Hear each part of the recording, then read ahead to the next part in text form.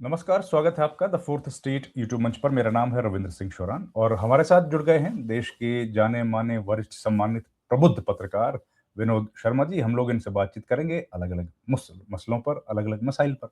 Sir नमस्कार, आपका बहुत बहुत स्वागत है सर। नमस्कार। नमस्कार रविंद्र। सर शुरुआत करते हैं बातचीत की राहुल गांधी से। राहुल गांधी इतने खतरनाक हैं लेकिन फिर भी खुले घूम रहे हैं सर। थोड़ा ये ऐसा डिकोड है, कीजिए ना सर। डिकोड क्या करना है इसमें? ये तो बयानबाजी है भारतीय जनता पार्टी की। देखिए, they don't walk the talk. अगर इतना बड़ा देशद्रोही राहुल गांधी है तो उसके खिलाफ केस दर्ज करो, उसको जेल भेज दो, उस पे और कानून लागू करो। लेकिन वो कुछ करते नहीं है। जो भी कुछ बोला जाता है राहुल गांधी के खिलाफ, वो प्रचार के तरीके से बोला जाता है। और वो प्रचार जो है राहुल गांधी के लिहाज से और बहुत के लोगों के लिहाज से दुष्प्रचार है। मंत्रियों को खड़ा होके लीडर ऑपोजिशन को एंटी नेशनल बोलना, राष्ट्र विरोधी बोलना, और एक पार्लियामेंट्री अफेयर्स मिनिस्टर खड़ा होके कहता है कि ये देश के लिए सबसे बड़ा खतरा है, लीडर ऑफ ऑपोजिशन। अरे भाई, अपनी पार्टी को देश के साथ कंफ्यूज मत करो। अगर आप समझते हो कि आपकी पार्टी के लिए, आपके लिए खतरा है, तो उसको इस तरह से उसका इंटरप्रिटेशन मत करो कि वो देश के लिए खतरा हो गया। क्योंकि कोई भी राजनीतिक दल देश नहीं होता, कोई भी नेता देश नहीं होता। सब लोग इस देश में रह के अपनी राजनीति करते हैं, बातें उठाते हैं, सवाल जवाब होता है लोकतंत्र में। अगर आपको सवाल जवाब से डर लगता है तो आप परीक्षा में मत बैठो, राजनीति से बाहर जाओ। लेकिन इनका प्रॉब्लम यह है कि ये सवाल जवाब से डरते हैं और क्योंकि जवाब देने से कतराते हैं और सवाल बहुत पहने होते हैं और बहुत बार इनके पास बनता नहीं है जवाब। तो इसलिए मैं ये मानता हूं कि हर मंत्री को अपने अपने पोर्टफोलियो के हिसाब से काम करना चाहिए। मैं समझ सकता हूं कि कोई नेता खड़ा होके, भारतीय जनता पार्टी के कोई बड़ा नेता खड़ा होके या कोई मंझला नेता खड़ा होके नेता विपक्ष से सवाल पूछ रहा है, लेकिन पार्लियामेंट्री अफेयर्स मिनिस्टर को ये शोभा नहीं देता। क्योंकि उसका काम है पार्लियामेंट को चलाना, पार्लियामेंट में एक माहौल बनाना जिसके चलते चर्चा हो सके, कानून पारित हो सके, ऐसा लगे कि देश का लोकतंत्र जो है चालू है, चल रहा है। लेकिन अगर आप ऐसे बयान करेंगे, जबकि आपका काम सरकार में और विरोध पक्ष में एक नॉर्मल कम्युनिकेशन चैनल एस्टेब्लिश करने का है, अगर आप अपने बयानों से उसको चैनल को डिस्टर्ब कर रहे हो, तो फिर क्या बोलें आपको? फिर क्या माने कि आप संजीदा है अपना पोर्टफोलियो चलाने में? आपको जो काम दिया गया है प्रधानमंत्री द्वारा, क्या आप संजीदगी से कर रहे हैं, या जो आप कर रहे हैं वो आपका मैंडेट है आपकी सरकार की तरफ से कि आपका काम सदन चलने नहीं देना है, आपका काम ऐसा जब बयानबाजी करना है जिसके चलते चर्चा ना हो और विपक्ष वाले उठ के बाहर चले जाएं, और फिर आपको आपकी मनचाही विपक्ष रहित पार्लियामेंट मिल जाए। विपक्ष रहित पार्लियामेंट चाहते हैं तो बोल दीजिए, उनको ईमानदारी से बता दीजिए, फिर वो भी ढीठ होके बैठेंगे और बात करेंगे आपसे। अगर आप शुरू में ही बोल दें उनको कि भैया हम कुछ, आपकी तो आदत है कि आप सदन छोड़ के चले जाते हैं, तो आप जाइए सदन छोड़कर और हम अपना काम करें। आप हमें काम नहीं करने दे रहे, उसका जवाब मिलेगा आपको, फिर उसका जवाब आपको देना पड़ेगा, तो फिर बहस शुरू होगी। देखिए, आप नेगेटिव पॉइंट पे भी बहस शुरू कर सकते हैं, एक नेगेटिव पॉइंट मेक करके विरोध पक्ष के खिलाफ, लेकिन आप वो भी नहीं कर रहे हैं। आप ये कह रहे हैं कि नेता विपक्ष जो है वो राष्ट्र के हित के खिलाफ काम कर रहा है। आप कौन होते हैं ये डिसाइड करने वाले? क्या राष्ट्र के हित में, राष्ट्र हित जो है उसकी डेफिनेशन, उसकी परिभाषा रविंदर आपकी और मेरी अलग हो सकती है। बिल्कुल। आपके आपके राष्ट्र हित के डेफिनेशन के हिसाब से ये हो सकता है कि भारत तुरंत से तुरंत, अगर अमेरिका हमको पशेमान कर रहा है, हमको तंग कर रहा है, तो चीन से बात की जाए, एकदम से की जाए। लेकिन आप उसको राष्ट्र विरोधी कहेंगे कि आप तो हमें चीन से बात करने की बात कर रहे हैं, चीन से तो हमारी बड़ी तनाव वाला माहौल है, चीन तो हमारा बड़ा भारी कॉम्पिटिटर है, चीन तो हमको हमेशा नीचा दिखाना चाहता है, तो हम उससे क्यों बात करें। लेकिन सच्चाई ये है कि आपको इस बात की सेंसिटिविटी नहीं है कि राष्ट्र प्रेम की परिभाषा अलग अलग हो सकती है।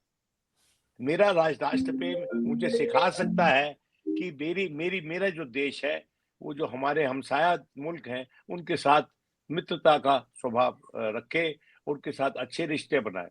आप ये सोच सकते हैं कि आप ये कह सकते हैं कि भाई नहीं, हम तो अमेरिका से दोस्ती करेंगे, बाकी भले ही हमारे दुश्मन हो जाए। तो आप इस पे चर्चा कीजिए ना, आप एक्सप्लेन कीजिए कि how what you are thinking is in national interest, and I will explain to you what I am thinking is in national interest. लेकिन वो चर्चा आप जाते ही नहीं है, और वो आपकी तरफ से ये प्रोवोकेटिव स्टेटमेंट आ रही है, जो जिसका काम है कि सदन में चर्चा करवाना, मिस्टर पार्लियामेंट्री अफेयर्स मिनिस्टर। और बदकिस्मती है रविंद्र जी, और मैं बड़े सम्मान से ये बात कह रहा हूं किरण रिजिजू के लिए भी, और पार्लियामेंट्री अफेयर्स स्पीकर साहब के लिए भी। स्पीकर साहब का भी रवैया जो है, वो कभी कभी ऐसे लगता है कि उनको सदन में विपक्ष की बात सुनना अच्छा नहीं लगता। उनकी बॉडी लैंग्वेज ऐसा लगता है। हो सकता है कि हम उनकी बॉडी लैंग्वेज गलत रीड कर रहे हो। तो मैं ये कहता हूं कि चारों तरफ जो माहौल लग रहा है, उसमें सत्तारूढ़ दल में और विपक्ष में कम्युनिकेशन टूट चुका है बुरी तरह से, और किसी भी लोकतंत्र के लिए अच्छा संकेत नहीं है।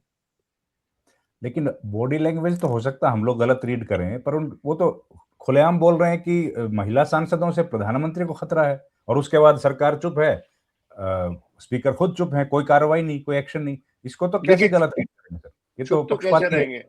अब उनके खिलाफ एक मोशन आया है, विपक्ष वाले लाए हैं, वो नो कॉन्फिडेंस मोशन है, जिसमें चलते अगर वो पास होता है, उसकी संभावना कम है, लेकिन उसका वो मोशन ये होता है कि आप इनको स्पीकर के पद से हटाएं। उसी तरह से एक दूसरा सब्सटैंटिव मोशन लाने की कोशिश है या दावा है निशिकांत दुबे के द्वारा नेता विपक्ष के खिलाफ। तो दोनों ऐसे मोशन लेके आ रहे हैं, एक ला चुके हैं, वो एडमिट हो चुका है, दूसरे ने कहा, दावा किया कि मैं ला रहा हूं। तो ये दोनों एक दूसरे को कैंसल आउट करने की कोशिश कर रहे हैं।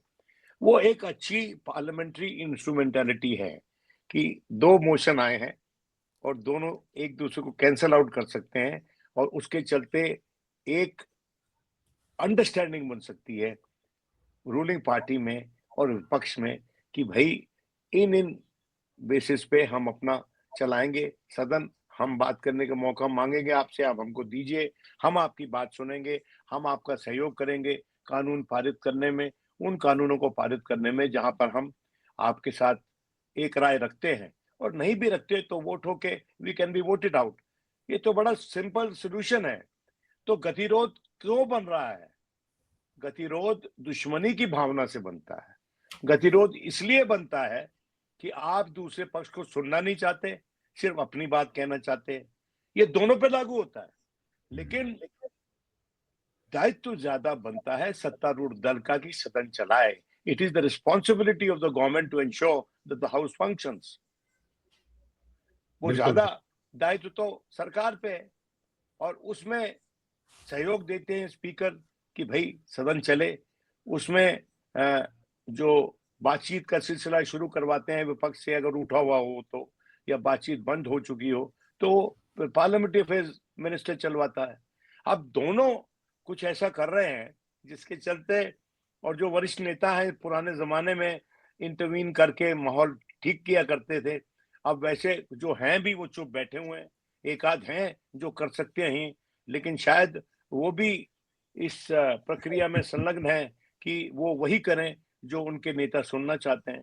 अब मैं कोई इंगित नहीं करना चाहता कौन वो ऐसा काम देखना चाहता है, सुनना चाहता है, लेकिन वो सबको पता है कि कौन चाहता है कि गतिरोध बना रहे। अभी देखिए, पिछले सेशन में स्पीकर साहब ने आना बंद कर दिया, भाई जी। जब उनके खिलाफ मोशन का, नो कॉन्फिडेंस मोशन की बात हुई, और पार्लियामेंट, हमारे माननीय प्रधानमंत्री नहीं आए जवाब देने के लिए मोशन ऑफ थैंक्स पे, राष्ट्रपति के अभिभाषण पे, कम से कम लोकसभा में तो नहीं आए। अब लोकसभा जो है वो किसी भी सरकार की मां है। बिल्कुल सर। अरे लोकसभा की कोख से निकलती है ना सरकार, सही बात है। और Rajya Sabha is the house of elders. इसका काम है कि जो चर्चा अ, अ, अ, एक एक मापदंड स्थापित करे, एक एग्जाम्पल स्थापित करे कि चर्चा कैसे होती है, बिल्कुल। डायलॉग कैसे होता है, डिस्कशन कैसे होती है, डिबेट कैसे होती है। लेकिन वहां पर भी हम देखते हैं कि रवैया जो है वो आक्रामक है, कॉम्बेटिव है। तो a government does not have to be permanently combative. देखिए, ऑपरेशन सिंदूर अभी जारी है, लेकिन उसका नमूना सदन में दिखाने की क्या जरूरत है?